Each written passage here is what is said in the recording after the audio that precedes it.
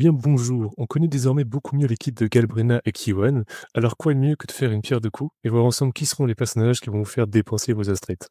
Et pour ce faire, on va voir qui choisir entre Augusta, Yuno, Shorekeeper, Carlotta, Chacona, Galbrina et Kiwan. Avant de commencer, je tiens à vous informer que le giveaway dont je vous ai parlé dans ma première vidéo se termine le 12 septembre prochain. Dans ce giveaway, vous pourrez récupérer un abonnement limite, et pour y participer, vous avez juste à mettre un commentaire, n'importe lequel, sous cette vidéo et vous abonner. Je ferai ensuite un tirage au sort de tous les participants, puis je le contacterai directement sous son commentaire YouTube. Et au passage, un immense merci pour votre accueil. La communauté Wuthering Wave est incroyable, je suis encore choqué. J'aurais jamais pensé avoir autant de retours. Merci, merci infiniment. Et sur ce, je vais arrêter de parler. Ici, on a 8 persos à couvrir au total, alors c'est parti. On va logiquement commencer avec ce que l'on a en bannière actuellement. Et qui de mieux pour ouvrir la vidéo que Augusta. Notre nouveau meilleur DPS électro est effectivement ultra free-to-play, étant donné que presque 75% de ses dégâts viennent de ses dégâts d'attaque lourde. Ça ouvre beaucoup d'options en team free-to-play, comme Mortify et Verina. Sur Mortify, vous mettez le 7 nuages lunaires ou le 7 symphonie céleste, en fonction de ce que vous avez déjà farm. Ça revient presque au même. Pour ces armes, si vous avez le pistolet de la perma, mettez-le. Sinon, les options 4 étoiles ont que 1 ou 2% de différence entre elles, donc mettez ce qui vous arrange, franchement, ça fera toujours le travail. Si vous êtes un nouveau joueur, vous pouvez pas avoir une mauvaise expérience avec Augusta.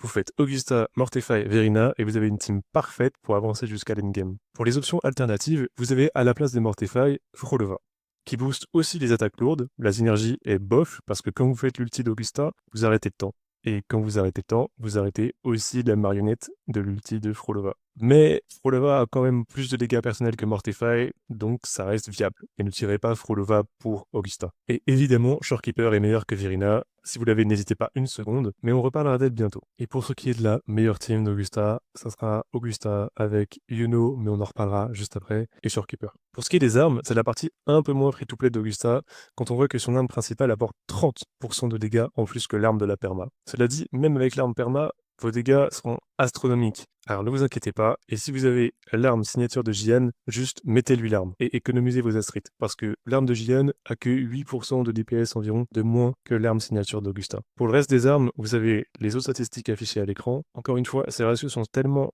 incroyables que dans tous les cas, vous ne serez pas déçus. Passons ensuite à Carlotta. Elle a un gameplay avec beaucoup de swaps possibles, donc vous pouvez la jouer en double DPS facilement. Elle est aussi free-to-play friendly, vous pouvez la jouer avec Tauchi si vous avez l'épée lourde Discord. Vous pouvez aussi utiliser Lumi, mais bon, on commence à descendre un peu bas. Pour les options 5 étoiles, la meilleure sera Zezi, et de très loin. Ensuite, vous pouvez jouer Brandt, qui donne 25% de dégâts de compétences, et petit point sympa sur Brandt, avec tous les soins et les boucliers qu'il applique, ça le rend hyper débutant friendly. Dans le même style, vous avez Cantarella, qui est similaire à Brandt, mais synergise un peu moins bien avec le kit de Carlotta que Brandt. Pour ce qui est des armes, le pistolet de la perma est largement suffisant.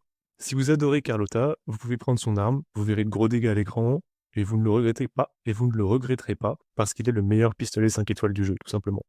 Donc à vous de voir, en fonction de vos économies, mais ça ne peut que être un bon investissement.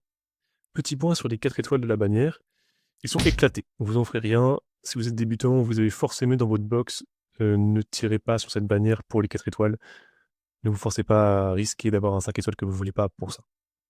Si je dois comparer Augusta et Carlotta, Augusta a les meilleures teams free-to-play et Carlotta a les meilleures armes free-to-play.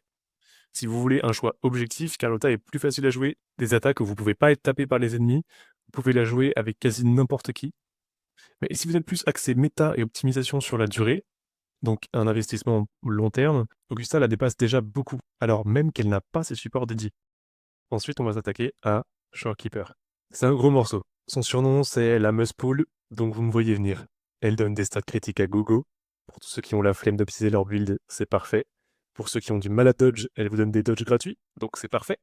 Elle vous heal sans problème et fait également de gros dégâts. En plus de ça, elle est facile à build. Vous pouvez laisser les traces niveau 6, ça suffira largement. Son arme 5 étoiles donne quasiment rien de plus que l'arme variation S5, voire même S1. Alors si vous avez 80 poules à mettre dans le vide, pourquoi pas. Sinon, ça vous laisse l'occasion de faire une belle économie. D'ailleurs, même si vous n'avez pas encore variation, mettez-lui un castar random et vous l'aurez sûrement sur vos prochains pools, sur les bannières d'armes ou même de personnages. Elle tombe franchement très facilement. Faites-moi confiance, vous la dropperez vite. Vraiment, ne vous embêtez pas avec son arme 5 étoiles, à moins que vous ayez ou les moyens, ou un coup de cœur, ou d'autres raisons, mais en général, ça suffit. Maintenant, passons à la phase 2. On va faire rapide avec Checola. Si vous avez Cartesia, vous devez la poule, je veux rien entendre. Si vous n'avez pas Cartesia, juste skipper et économiser pour autre chose. Non, plus sérieusement, si vous êtes main GN, déjà sachez que vous êtes rare, de plus en plus rare. Vous allez devenir précieux carrément. Ensuite, prenez-la. Elle vous décevra pas, elle va très très bien avec GN, foncez. Si vous voulez la jouer autrement que support pour Cartesia, et que vous vous en fichez de la méta, vous pouvez la mettre en DPS avec Sanua et Verina Shorekeeper. C'est rigolo, ça passe, mais on est hors méta. Sinon, vous pouvez la jouer en duo avec Zany DPS ou Phil DPS. Ça dépanne, mais ne la tirez pas pour cette team-là. C'est vraiment pas opté. Maintenant, passons à la vraie star de la deuxième partie, Yuno. On a déjà son kit dans le jeu. Ses points forts sont que c'est heal, scale avec son attaque, un peu comme Verina, donc plutôt pratique. En plus de ça, elle a des shields, des buffs et des dégâts. Je vais pas trop m'attarder sur son kit pour l'instant parce que j'en ferai un guide complet qui va arriver dans les jours à venir. Dites-vous juste que son fonctionnement tourne autour des shields, elle donne des buffs au personnage actif qui a des shields, mais ces shields doivent être générés par le DPS et non par Yuno elle-même. Ce qui fait que pour l'instant, la seule personne avec qui elle synergise l'entièreté de son kit est avec Augusta. Donc sa team de prédilection est Augusta, Yuno et Storekeeper. Et sinon, encore une fois pour nos main GN, vous êtes gâtés en ce moment, vous pouvez faire GN, Chakona et Yuno. Mais honnêtement, pour l'instant, ne vous fiez pas trop à ça. Mortify n'a pas l'air vraiment tant que ça derrière pour JN. Alors, je vous conseille d'attendre le guide complet sur Yuno, où je vais reparler de ce cas précis, avant que vous fassiez le moindre choix. Il y a d'autres teams possibles comme Zany, Phoebe, Yuno, ou même pour ceux qui auraient Orochi C6, il y a des possibilités. Mais si c'est votre cas, je vous conseille de consulter un médecin très rapidement. Sinon, autre point positif, elle fonctionnera bien avec les persos Attack Lords qui se créent des shields pour eux-mêmes, s'il y en a qui sortent dans le futur. Mais bon, je sais pas pourquoi je vous parle de ça, de toute manière, on sait tous que vous allez à poule pour ses pieds. Pour ce qui est de son arme, on est sur le même cas de figure que Augusta. Son arme lui donne des stats loin au-dessus de toutes les armes, sauf une, celle de Chiang Yao. Donc grosse victoire pour nos joueurs OG. Avant de finir avec la tier list, on va parler un peu plus de nos deux prochaines stars, Galbrina et Kiyuan. Galbrina sera bien un main DPS fusion qui maniera un pistolet. Ses dégâts principaux proviendront de ses dégâts d'attaque lourde et des compétences d'écho. Elle aura une transformation qui va surmonter sa libération, où ses dégâts seront tous amplifiés. Attaque normale, lourde, compétences, etc. etc. A l'inverse, Kiyuan, lui, n'est pas une brute DPS, mais un sub-DPS buffer. Ses attaques seront aussi basées sur les attaques lourdes, mais il viendra buff des dégâts critiques, ainsi que les dégâts d'écho. Donc, on devine pour qui il sera. Je vous parle de ces deux personnages, mais dans les heures et jours qui suivent, les infos ne font que tomber. À l'instant, j'ai eu les visuels des armes, et sûrement bientôt leurs stats. Également, on a eu un nouveau set d'écho, parfait pour Galbrena, qui va donc arriver en même temps. Dégâts fusion, attaque lourde, dos critique, dégâts de libération et dégâts de compétences d'écho. Donc ça match toutes les cases. Donc oubliez les guides pré-farm que vous avez vus et attendez son set patiemment. Il faudra farm, c'est comme ça. Donc à la manière d'Augusta et Yuno, on peut s'attendre à une belle synergie entre les deux. Ne vous inquiétez pas, d'autres informations vont venir très rapidement et je vous ferai une vidéo dessus quand tout deviendra un peu plus concret. Je ne veux pas trop m'approcher des sujets copium, comme je l'ai fait dans ma première vidéo, quant au fait que peut-être Kiyuan pourrait redorer le blason de Jinxie. En réalité, on n'en sait rien. On peut espérer en découvrir plus par la suite, mais c'est vraiment pas sûr. Je tenais à m'excuser pour la partie qui va suivre. J'ai record la vidéo, mais comme je faisais que des enregistrements audio, j'avais baissé la qualité vidéo au minimum. Donc c'est pas foufou, mais ça fait le taf normalement pour une tier list. Et donc maintenant, nous allons voir à quoi ressemble la tier list. Donc sans plus attendre, on va commencer par la meilleure. La meilleure est Shorekeeper. Il n'y a pas de débat possible. On est sur un support, donc un support est toujours plus durable dans le temps, déjà. Et au niveau de la méta, vous ne pouvez pas trouver mieux. Si vous ne l'avez pas, vous devez l'avoir parce qu'elle va monter les statistiques de vos teams énormément, bien plus que n'importe qui. Donc maintenant, je vais mettre des personnages sur des cases, mais attention, ce n'est pas définitif. C'est-à-dire que si vous avez Augusta, eh bien Yuno devient un must pool. Si vous avez Cartesia, eh bien Chakona devient un must pool. Donc, de ce raisonnement, vous pouvez faire votre propre tier list en fonction de votre box. Maintenant, si on parle indépendamment des box, Augusta est là et Carlotta est juste derrière. Ensuite, pour ce qui est du reste, on a Chakona et Yuno qui sont au même niveau. Je les mets pas. En réalité, je devrais les mettre là. C'est-à-dire qu'ils sont tous à peu près équivalents. Au méta, c'est juste pas comparable, vous voyez. Donc, je les mets là. Maintenant, on a autre chose. Personnellement, j'hésite entre Augusta et Carlotta. Je sais pas qui choisir. Et maintenant, j'ai plus d'informations sur Galbrina. Et en fait, si on s'y penche, eh ben, le kit de Galbrina, pour moi, mélange bien les deux kits.